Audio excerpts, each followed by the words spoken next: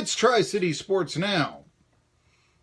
Short segment here. I went long in the monologue. That game with the Norse, Northern Kentucky, there's another situation where you say, boy, ETSU, and, I can't bash ETSU too much. I made the NCAAs last year. They're 4-3 this year, with only one returning starter back, but Northern Kentucky's only lost 2 games.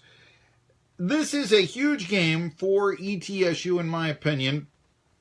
Not just because of the difference between a winning record and a 4-4 record 8 games into the season, but think about this. If ETSU does win this game, you look at the out-of-conference that's left before that's a statement.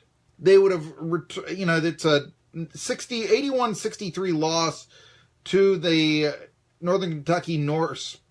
20 turnovers, first game in the year. ETSU did not look good.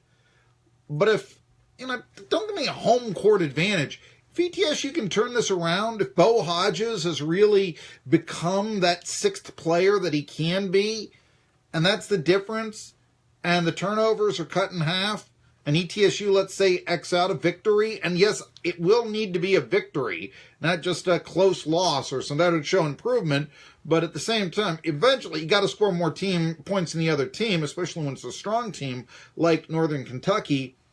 That's a statement. It's also a statement that, and I know a lot of people, Northern Kentucky was, very recently a very small college. They weren't even in D1 a few years ago. They used to be, for a couple of years, ETSU and Northern Kentucky, rivals in the Atlantic Sun.